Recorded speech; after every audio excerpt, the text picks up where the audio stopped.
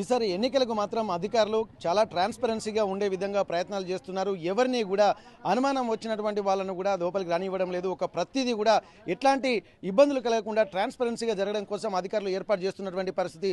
ప్రస్తుతానికి సెల్ ఫోన్లను కూడా లోపలికి అనుమతించడం లేదు. అభ్యర్థులు కూడా బయటనే ఉండాల్సినటువంటి అవసరం ఉంది. ప్రతిసారి కూడా లోపలికి పోనీయకుండా చూస్తున్నారు. ఒక ప్రత్యేకించి ప్రణాళికతో మనం చూస్తున్నాము. అధికారులు ఎవరిని కూడా అంటే ఉదాసీన వైఖరి మాత్రం ఇక్కడ ఎక్కడ కనిపించట్లేదు. ప్రతి ఒక్కరిని తనిఖీలు చేస్తున్నారు.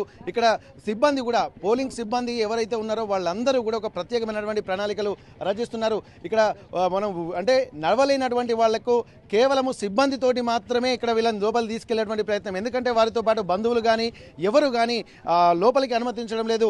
ప్రస్తుతానికి ఒక్కొక్క ఆలోచనలు కనుక మనం గమనించినట్టయితే పూర్తిగా ఓటర్లు కూడా ప్రలోభాలకు గురై అంటే వీళ్ళ ఎవరైతే ఓటర్లు వేసేటువంటి ఓటర్లు ఉన్నారో వాళ్ళు కూడా లోపలికి వెళ్ళిన తర్వాత వేరే వాళ్ళతోటి ప్రభావం చేయించకుండా ఉండడం కోసం కేవలం సిబ్బందితోటి మాత్రమే లోపలికి పంపిస్తున్నటువంటి పరిస్థితి. ప్రస్తుతానికి ఒక్కొక్కరిని ఒక్కొక్క పోలింగ్ స్టేషన్కు తీసుకెళ్తున్నటువంటి నేపథ్యంలో చాలామంది వృద్ధులు అలాగే వికలాంగులు ఓటర్లు ఉన్నటువంటి ప్రతి ఒక్కరు కూడా లోపలికి వచ్చేటువంటి ప్రయత్నం చేస్తున్నటువంటి పరిస్థితి. ప్రస్తుతానికైతే ఎవరిని కూడా అంటే ఓటింగ్ అనేది ట్రాన్స్పరెన్సీగా ఉండాలి. మళ్ళీ గొడవలకు కానీ ఎట్లాంటి ఇబ్బందులకు కానీ ఆస్కారం లేకుండా ఒక ప్రణాళికాబద్ధంగా ముందుకు వెళ్తున్నటువంటి నేపథ్యంలో ప్రస్తుతానికి ఇక్కడ జనగామ జిల్లా పెంబర్తి గ్రామంలో మనం ఉన్నాము. పెంబర్తి గ్రామంలో కూడా ఏర్పాట్లు మాత్రం పూర్తిగా కొనసాగుతున్నటువంటి నేపథ్యంలో అధికారులు ఎవరిని మాత్రం ఒక ఈ ఇబ్బందికర వాతావరణం రాకుండా మాత్రం ప్రయత్నాలు చేస్తున్నారు.